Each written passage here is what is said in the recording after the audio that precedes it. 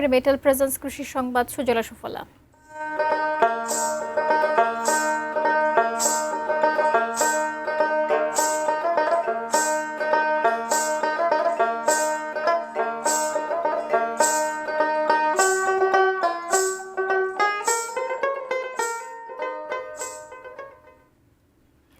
টানা বৃষ্টিতে বরগুনায় মুগ ডালের ব্যাপক ক্ষতি হয়েছে।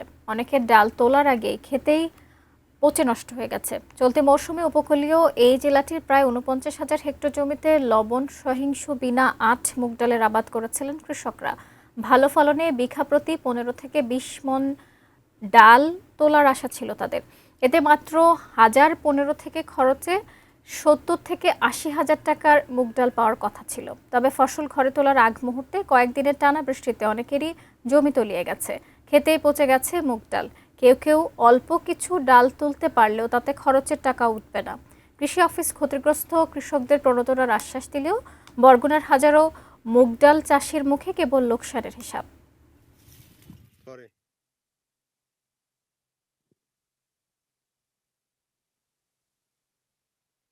এই মুগের ডাল যে সময় ঘরে তুলবে মানুষ, তখনই অতিবৃষ্টিতে ঝড়ে বন্যায় সব তলাইয়ে গেছে। কাদার মধ্যে কোনে মাটির মধ্যে কোনে টোকাইয়া ২ সাইড দিয়ে পচা দশা হইয়া উডই, হ্যাঁ আমাকে খরচার টাকাই হয় না। ফলন আলানো ভালোই হলে আসলে উড়াইতে পারিনি, সব কিছু পচে গেছে, নষ্ট হয়ে গেছে সব।